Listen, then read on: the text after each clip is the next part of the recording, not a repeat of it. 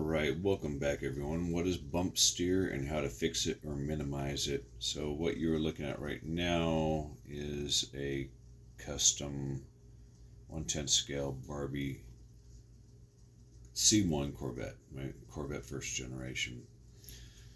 Because I want to run dual LiPos in a parallel configuration still, when you take two of these and you run them on parallel, and at full charge, are still going to be a little over 8 volts, but versus 14 volts, right? So that's the difference.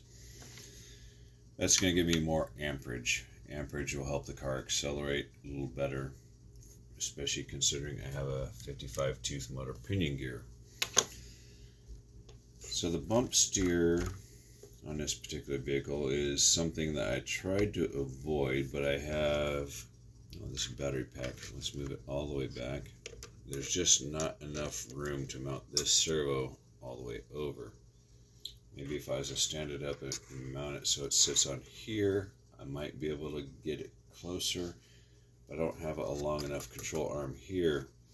The other option is to move it so this pivot point is in alignment with this pivot point right here of the upper and lower control arms.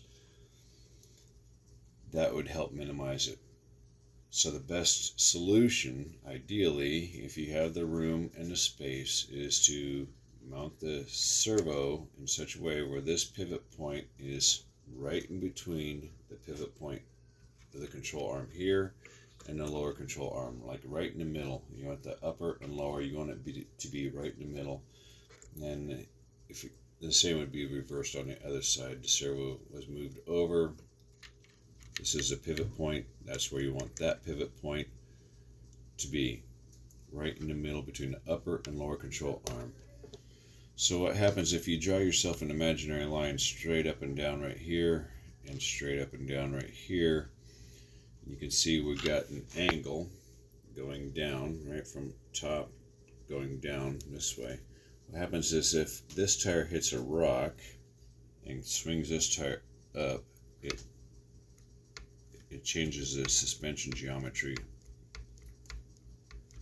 on the opposite side, and that's very, very undesirable. Even if you're a rock crawler, touring car, off-road buggy, stadium truck, it doesn't matter. That's very undesirable. This is ideal right here, right? This tire hits a rock, nothing happens on the opposite tire. Nothing happens.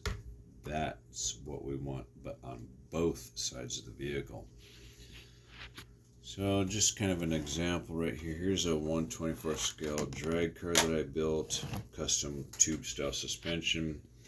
Just to kind of give you a quick look at how I work this suspension out, at least as far as steering is concerned. It's really wonky, for lack of a better description, but watch this tire right here.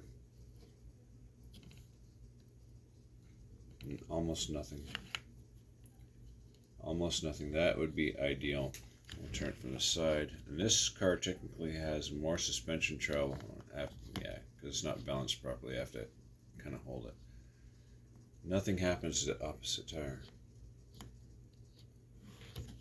Because almost everything is in parallel, except for this rod right here, where it's connected to the servo horn. It's just a little bit higher. Not bad though. So this is probably the best. And again, being a drag car, we don't want probably any more than that anyway. For scale realism, that's probably fine, but I definitely have over an inch of suspension travel. And we get really high up there. Let's just say this is an off-road truck. We do have a little bit of bump steer, but it only affects the tire that's moving up and down, right? Because nothing is absolutely perfect, but that's probably as close as you're going to get.